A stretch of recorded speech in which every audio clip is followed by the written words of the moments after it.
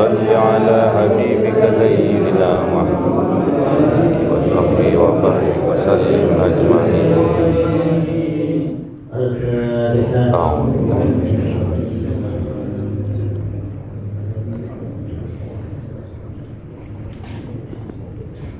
Assalamualaikum warahmatullahi wabarakatuh. Pernah suatu ketika Kanjeng Nabi Muhammad ditanya oleh sahabat, ayyul mu'minina afdal, siapakah orang mukmin yang terafdal, yang terutama ya Rasulullah? Dawuh Rasulullah Muhammad sallallahu alaihi wasallam, ahsanuhum khuluqa, yaitu orang mukmin yang terbaik akhlaknya. Kemudian bertanya lagi sahabat, fa ayyul mu'minina aqyas, dan maka siapa orang mukmin yang tercerdas ya Rasulullah? Dawuh Rasulullah Muhammad sallallahu alaihi wasallam, aktsaru lil mauti dzikra, yaitu yang terbanyak mengingat akan kematian. Jadi sekarang kita mengistiqomahkan setiap malam Jumat secara rutin melakukan tahlil yasinan bersama, tujuannya agar kita termasuk umat Kanjeng Nabi Muhammad, yaitu umat yang beriman, yang tercerdas, yaitu sering-sering memperbanyak mengingat akan kematian kita. Kemudian para jemaah, Rasulullah Muhammad memberi kunci kepada kita untuk persiapan kita akan kematian kita, agar tatkala kematian kita dijamin oleh Allah Subhanahu wa taala, kita diwafatkan dalam keadaan husnul khotimah dan dijamin dimasukkan ke dalam surganya Allah Subhanahu wa taala. Apa kata baginda Rasulullah? Man faraqar ruhul jasad wa huwa bari'un min thalathin. Siapa orang yang terputus, yang terpisah antara ruh dan jasadnya, kemudian ia terbebas dari 3 hal, dakhalal jannah, maka dijamin surga oleh Allah Subhanahu wa taala. Apa itu yang 3 hal? Yang pertama, kita harus terbebas minal kibri, dari sifat sombong. Yang kedua, kita harus terbebas dari wulul, dari sifat pengkhianat.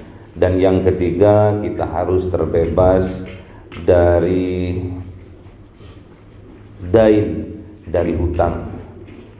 Jadi apabila kita terbebas dari 3 hal ini, maka dijamin oleh Allah, dijamin oleh Rasulullah, dimasukkan ke dalam surganya Allah Subhanahu wa taala. Yang pertama, dijamin tatkala kita terbebas dari sifat sombong.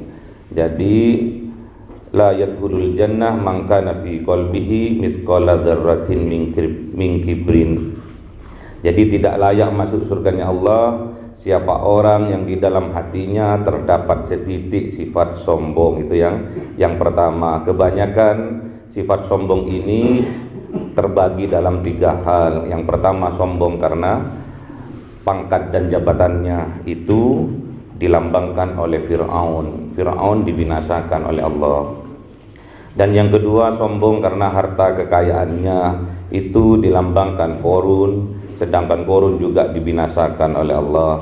Dan yang ketiga, sombong karena kealimannya, sombong karena keilmuannya, itu dilambangkan oleh kaum Ad, oleh kaum Samud. Kaum Ad dan kaum Samud juga dibinasakan oleh Allah Subhanahu wa taala. Terus yang kedua, kita harus terbebas dari sifat khianat. Gulul itu khianat, atau kalau di pemerintahan kita harus terbebas dari jiwa-jiwa korupsi, jiwa-jiwa koruptor.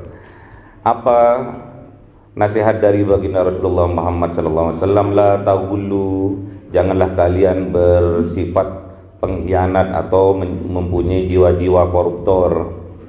Karena fa innal ghulula narun wa arun, sesungguhnya sifat pengkhianat itu, sifat-sifat koruptor itu narun, akan menggiring kita ke dalam neraka, wa arun, akan menggiring kita kepada kehinaan ala ashabihi, terhadap pelakunya, fid dunya wal akhirah, di dunia dan juga di akhirat.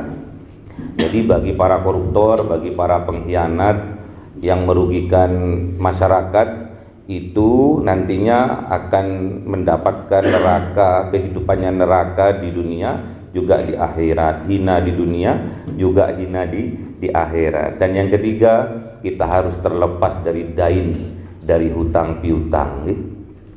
Ini yang sering kita sepelekan, namun dampaknya luar biasa. Bahkan kata baginda Rasulullah Muhammad SAW, nafsul mu'mini alaqatun bidainihi, jiwanya seorang terhalang dari masuk surganya Allah disebabkan karena hutangnya, hatta yu'da anhu, sampai hutangnya terbayarkan lunas atas nama dirinya. Dikisahkan para jemaah pada waktu Rasulullah Muhammad SAW, ada sahabat meninggal dunia, kemudian sahabat itu dimandikan, dikafani, kemudian diberi wewangian, kemudian menunggu Rasulullah untuk mensolatinya. Setelah Rasulullah datang untuk mensolatinya, Rasulullah bertanya pada sahabat yang bernama Jabir, wahai Jabir, apakah si mayit masih punya tanggungan hutang? Naam ya Rasulullah. Iya. Berapa Jabir? 2 dinar.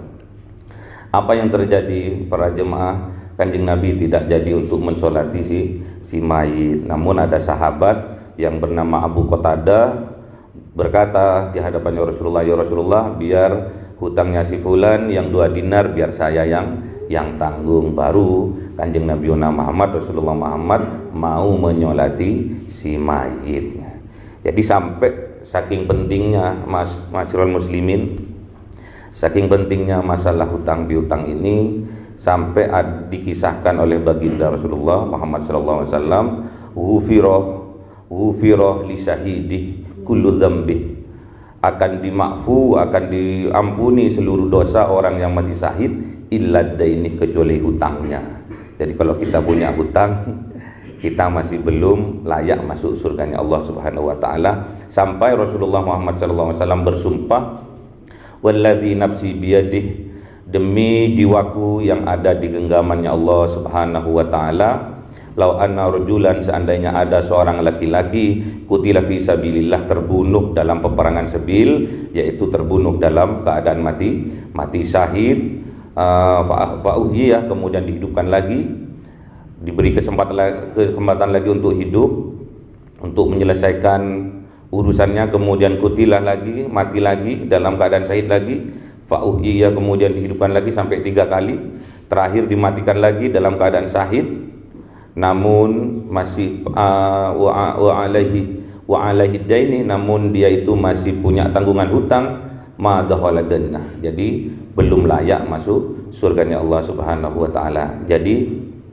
kita kalau ingin dijamin oleh Allah Subhanahu wa taala hidup di dunia ini bagaikan surga, besok di akhirat juga dijamin surga, maka kita harus terbebas dari 3 hal. Yang pertama, kita harus terbebas dari sifat sombong. Yang kedua, kita harus terbebas dari sifat khianat.